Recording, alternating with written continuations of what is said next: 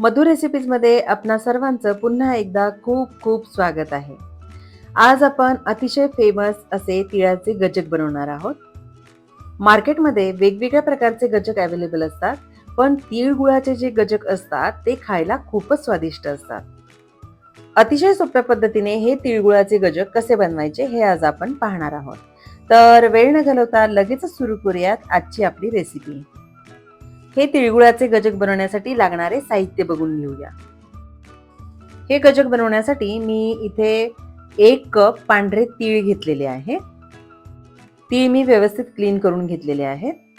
1 cup तिळासाठी आपल्याला 1 cup गूळ घ्यायचा आहे.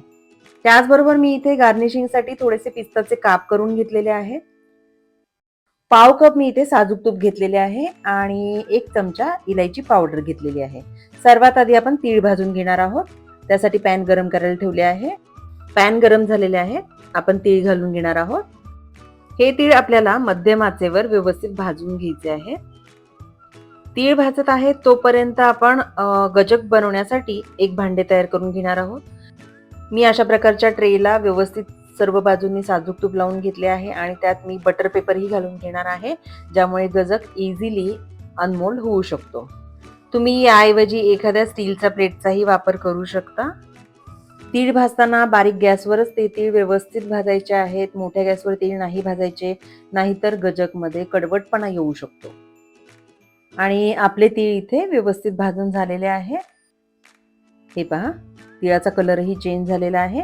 आता हे तीळ आपण काढून घेतलेले आहेत आणि थंड केलेले आहे. हे तीळ आपल्याला मिक्सरमध्ये जाडसर वाटून घ्यायचे आहे, जास्त बारीक नाही करायचे. आणि हे पहा, अशा प्रकारे आपण तीळ जाडसर वाटून घेतलेले आहेत, जास्त बारीक नाही केलेले. आता आपल्याला गुळाचा पाक तयार करायचा आहे. त्यासाठी मी पुन्हा पॅन गरम करायला ठेवले आहे. त्यात मी पाव कप पाणी घालून घेते आहे. पॅन गरम झालेले आहे. लगेचच आपण गूळ घालून घ्यायचा आहे. बारीक गॅसवरच आपल्याला हा गूळ पूर्णपणे मेल्ट करून घ्यायचा आहे. गूळ पूर्णपणे मेल्ट झाला की नंतर तुम्ही गॅसची आच वाढवू शकता, पण शक्यतो आपल्याला हा पाक मध्यम आचेवरच करायचा आहे. पाक बनवताना जर आपण गॅस मोठ्या आचेवर ठेवला तर पाक एकसारखा तयार होत नाही आणि साईडने तो करपण्याचीही शक्यता असते. आणि आता इथे गूळ पूर्णपणे मेल्ट झालेला आहे. बबल्स यायला लागलेले आहेत पाकाला. आपल्याला इथे गुळाचा मऊ पाक नाही बनवायचा, तर चिक्कीला बनवतो असा कडक पाक आपल्याला बनवायचा आहे. पाकाचा कलर चेंज व्हायला लागलेला आहे, तर आपण एका प्लेटमध्ये पाणी घेऊन त्यात पाक चेक करणार आहोत. हे पहा, अशा प्रकारे गोळी बनत आहे थोडीशी, पण पाक मऊच आहे. आणखी थोडा वेळ आपण पाक ठेवणार आहोत. या स्टेजला आपल्याला पाकामध्ये 1 चमचा साजूक तूप घालून घ्यायचे आहे. उरलेले साजूक तूप आपण नंतर वापरणार आहोत. आता बऱ्यापैकी पाक आपला तयार झालेला आहे. पुन्हा मी थोडासा पाक पाण्यात घालून चेक करणार आहे. आणि मी चेक केलेलं आहे. पाकाची पूर्णपणे गोळी बनलेली आहे आणि मी तुम्हाला आता तोडून दाखवते. हे पहा, अशा प्रकारे तुकडा पडला पाहिजे. तो चिकट किंवा चिवट नाही राहिला पाहिजे. आपला पाक आता पूर्णपणे तयार झालेला आहे आणि वाटलेले तीळ मी यात घालून घेतलेले आहे. ते व्यवस्थित आपल्याला मिक्स करून घ्यायचे आहे. आता इथे आपला गजक तयार झालेला नाहीये, त्यामुळे व्हिडिओला एंड पर्यंत नक्की पहा. आता हे मिश्रण आपल्याला एका साजूक तूप लावलेल्या प्लेटमध्ये काढून घ्यायचे आहे आणि अशा प्रकारे हे मिश्रण पसरवून आपल्याला थंड करून घ्यायचे आहे. आता हे मिश्रण पूर्णपणे थंड झालेले आहे. आपण याचे बारीक बारीक तुकडे करून घ्यायचे आहेत. हे पहा, अशा प्रकारे मी बारीक तुकडे करून घेतलेले आहेत. आता हे आपल्याला मिक्सरमध्ये वाटून घ्यायचे आहे. आणि हे पहा, अशा प्रकारे मी हे मिक्सरमध्ये काढून घेतलेले आहे. त्याची जाडसर अशी पूड तयार केलेली आहे. त्यामध्ये आपण इलायची पावडर घालून घेणार आहोत. त्याचबरोबर आपल्याला जे उरलेले साजूक तूप आहे ते हलके गरम करून यात मिक्स करून घ्यायचे आहे. तूप मी फक्त मेल्ट करून घेतलेले आहे. त्याचे कडकडीत मोहन वगैरे अजिबात बनवायचे नाही.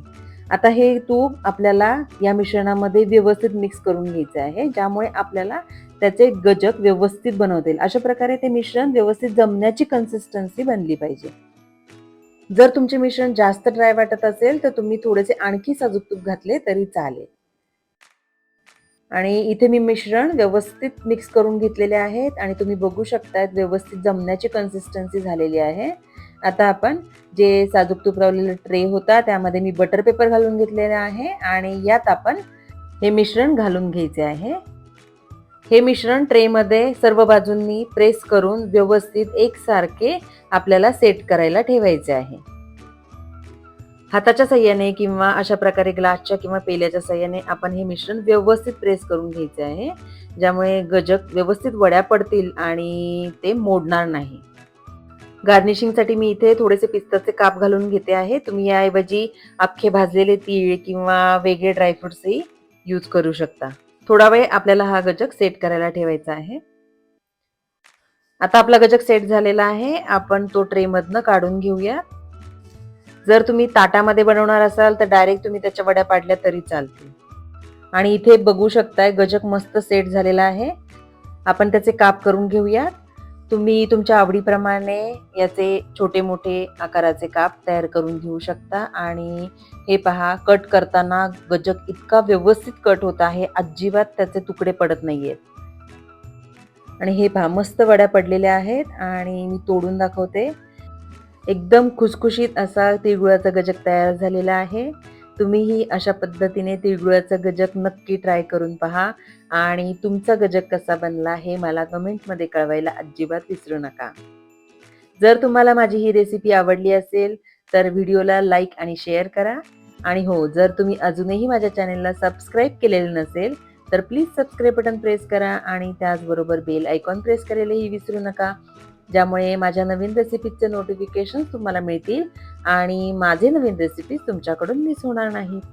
लवकरच भेटूया अशाच एका नवीन रेसिपी बरोबर.